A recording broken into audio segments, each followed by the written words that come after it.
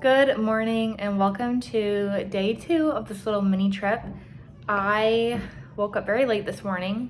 I had my alarm set for 6:50 and I went to bed at like 1 o'clock in the morning thinking I'd get up to get in the virtual queue for Tron, and spoiler alert, I did not. So I woke up at 9, which the sleep was much needed. I did end up buying a lightning lane for Tron at 12:20, so I do get to ride that today. I just kind of took my time getting ready this morning. I just had a raging headache. I think it's from lack of water. I feel a lot better now. I'm ready. I'm rested and recovered. My feet are a little sore from these new shoes I'm breaking in, but that's okay. They're not terrible. So I literally have checkout in like 30 minutes. So I'm gonna go ahead and leave the room, put my bag with Bell Services, and then I have to be back here probably around like 3 or 3:30 at the latest to grab my stuff to go on the Sunshine Flyer and sadly go home. My bus leaves at like 4 o'clock, so my flight's not till 8 something. I just wanted to give myself enough leeway at MCO. If you've been to MCO, you know it is a chaotic mess and it's busy. So the extra time will just make me feel better and less stressed about getting through TSA and all that stuff. So it's gonna be a fun day, just a very short day. Before I leave, I'm just gonna do a quick little outfit of the day. I have this teal hat that I got from World of Disney. I got this shirt from Stuck in Neverland Co. If you have a chance, go look at her site. She's got adorable things on there. I have my Stony Clover bag with my little new emo, biker shorts, and we've got these Converse on today with the daisy socks. And actually these were pretty comfy in the park yesterday. It's just I haven't worn them for that long, so they were a little tight on my feet, but we're getting used to it. I also think I'm gonna go to Animal Kingdom today. They have lots of Annual Passholder magnets that, like, if you missed one, you can go grab one of these. So I might just stop over there to grab a magnet and then leave. One last look at the room. It's always really sad when you have to leave the hotel room for the last time, and I know when I'm coming back. We're coming back in August, so if I have not stated this on my channel here before, Nick and I are going to Mickey's Not So Scary Halloween party August 18th, and I am so excited for that. We're not only just staying on Disney property, we're going to the Contemporary. So I'm really excited to go to the Halloween party, and Nick has never been. This is literally one of my favorite things to do on Disney property now, is the Halloween party. And it is extra special because we are going to be staying at the Contemporary. So we're going to be there for 2 nights. We'll have one night where we obviously go to the Halloween party and have fun. Then the second night we are just going to kind of stay around the resort and relax. And we have a theme park view. So that is going to be an extra special, wow, like I'm just really excited to see Magic Kingdom from my hotel room. Every time I look for prices at the Contemporary, they've always been like $1,000 something. And to be quite honest, I can't afford that. So when I looked the one day for his birthday, they were, I think, a little over $500 with the Annual Passholder discount for a theme park view. And I think with tax it brought it up to maybe like $600, but that is a steal compared to what they usually are.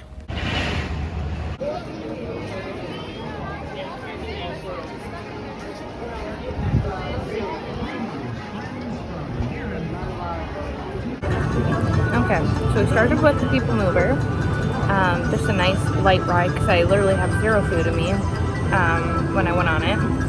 So just started off light. I do have Tron in about like 30 minutes. So I stopped at the lunching pad and got a Mickey pretzel just to get some carbs. But I have seen everyone talking about these Coke Ices, and I think this is the only place you can get it in Magic Kingdom. They were not lying though. This is really good. I actually really love this. If you like Coke, this is a great option for you just to cool off a little bit. Let's go ride Tron.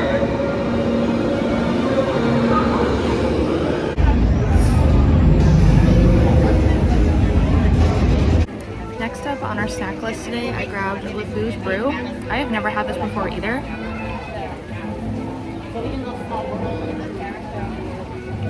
It's like a frothy apple juice. This is so good. I thought it was just gonna be more of like a overwhelming apple juice taste, but it has like hints of marshmallow in there. I think on the menu it said like the topping part was some sort of like toasted marshmallow. It's like the right amount of flavor. It's so good. 10 out of 10 recommend.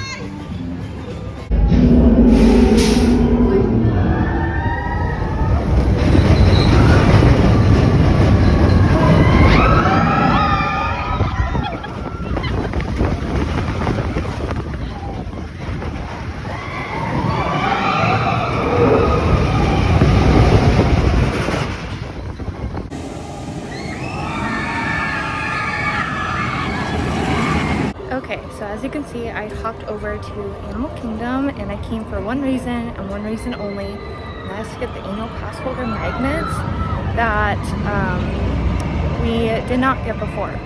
So they're actually located in Dino Land at the gift shop there. So I'm gonna go ahead, grab a magnet or two, or whichever ones I can.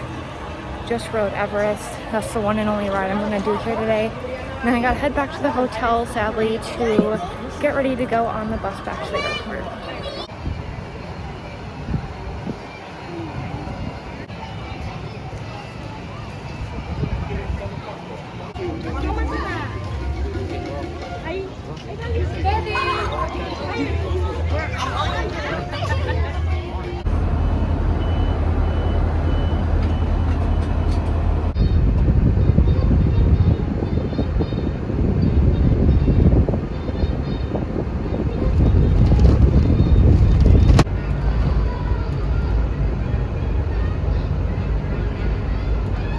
And we are back home, and I'm gonna be giving my review of just kind of like an overall overview of my experience with the Sunshine Flyer and also flying Spirit.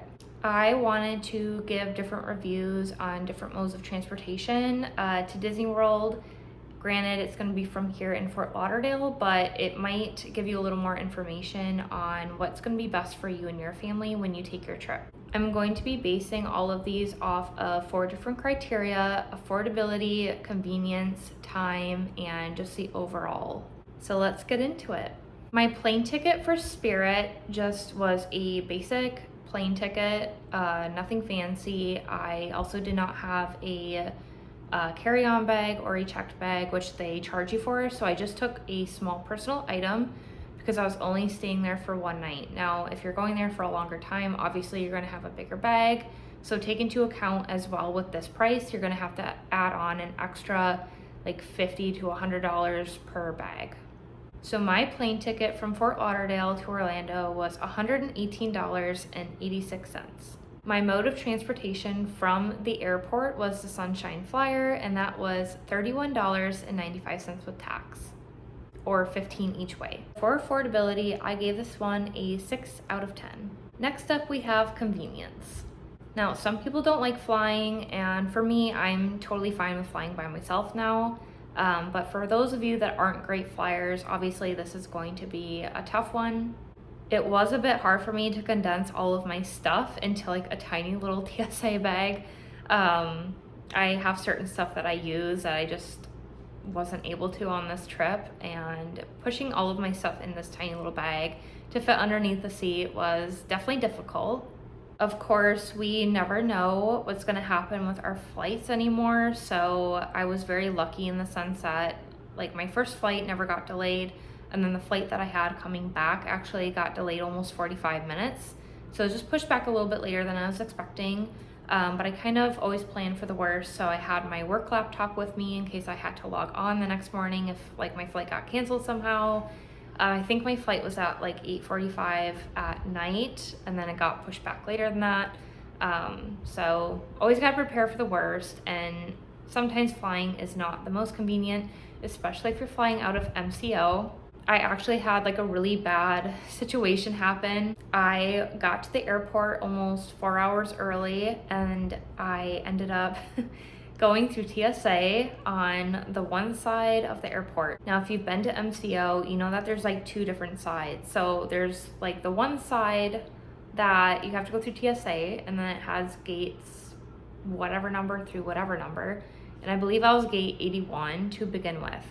I went through TSA, I did everything I was supposed to, I was plenty early, and I think TSA took me almost 45 minutes to get through that time. There was people shoving their way to the front because they said they were late for their flight. Just a lot of chaos going on, and by the time I got to my gate, it said Fort Worth, Texas, which I was very confused on, but it happened to be that Spirit changed my gate as I got over there. And you have to take like a monorail to get over to like the gates. So then I had to take it back to get to the main part of the airport. And then I was so lost and confused because it's very rare that we go to MCO. And this was my first time at MCO alone, so I was panicking a little bit. And ended up asking a security guard like where gate 6 was, which was my new gate, which is on the very opposite end of the airport. And I asked him if I had to go through TSA again, and he said yes. They have TSA on like both ends of the airport. So I ended up going to the other side and then waiting another 45 minutes in line for TSA, and then I thought barely making it to my gate. I was pushing time, and then it ended up getting delayed, so it really wasn't a big deal, but that was a little stressful for me. But as you know, in the airline industry, anything can happen at any time, so just be prepared for the worst. I gave the convenience factor of going to the airport and taking the bus from the airport a 5 out of 10. Next on my list, I have time. Now, as most normal people do, you get to the airport 2 hours prior to your flight starting. My flight from Fort Lauderdale to Orlando was only 37 minutes, which was absolutely amazing. I spent 1 hour going through the airport, first of all looking for where the Sunshine Flyer check-in was, which was my fault, my bad. I did not research that prior. I just figured I'd be able to find it according to what was listed on the signs, and no, don't do that. And then once I sat down, it had been like 1 hour total until I had gotten on a bus. And then once I was on the bus, it took another hour because you are not the only person or the only resort that are going to. So they had different people for different resorts, and I was the third and last resort on that list. So just kind of be cautious of that. It takes a little bit of time to stop and unload people at their resort. Then you got to get up and get going to your resort, and just takes a little bit of time. If you have been on the Magical Express before, this is going to be a very similar process. So kind of expect the same thing from that as you do on the Sunshine Flyer / Mears, because now Mears has taken over Sunshine Flyer. From the time I left my apartment in the morning until the time I physically got to my hotel, it was about 4.5 hours total. So not the shortest way I could have went, for sure. Definitely felt short in the air, but it's just the other processes in between that were a little bit longer. For time, I'm giving this a 6 out of 10. My overall thoughts on flying and Sunshine Flyer, I feel like we're pretty positive. I really didn't have any major snags that made or break my vacation. I just really enjoyed traveling a different way than I normally do, which is driving. To me, it felt more of like a vacation, like when I was coming from back home in Minnesota, because you're flying to MCO, and I feel like that's like the first major part of your vacation is just getting to the airport itself, and then it feels real. I always say like the first ride too when you get to MCO is that like monorail at the airport. That definitely feels like Disney, so that whole experience was so much fun. Now, as a girl going by herself, I definitely was more on the side of taking the bus and taking an Uber or Lyft because, to be honest, they kind of scare me to go by myself. I'd rather have my boyfriend with me if that's the route that I'm going to go. And cost-wise, it was actually way cheaper to take the bus. I definitely could have taken a Lyft or an Uber, but I think I would have paid at least double of what I paid for the Sunshine Flyer. So the con to that is you're waiting a longer time and you're sharing it with other people. A pro to that is that you know you're in a safe environment. I was with other people and I just felt the magic. For an overall score for flying and for transportation on the Sunshine Flyer, I'm going to give this a 6 out of 10 rating. Obviously, the experience is going to differ for you if you're coming from a different state, you have a longer flight, or maybe the price in tickets is going to be a lot different, or you're taking a different airline. Usually I fly Delta, and if I would have flown Delta, it would have been almost a $300 ticket to go from here to Orlando. And for that short of a trip, I'm just going to fly Spirit. Again, like I said, there's no more Sunshine Flyer, unfortunately. I got one of the last rides on there, so I'm very fortunate to do that because I really liked the theming of it. Now they are merged with mirrors, and as the cast member told me, it's basically just all the bus drivers and the buses getting used for mirrors, and then everything's going to switch over to them, so they won't have that like train theme anymore, but everything else is the same.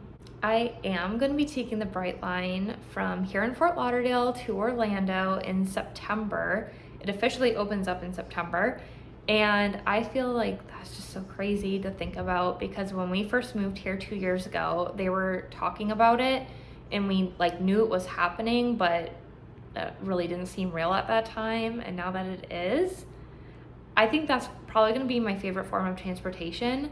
Again, I will be doing a review on it, so I will really look forward to doing that.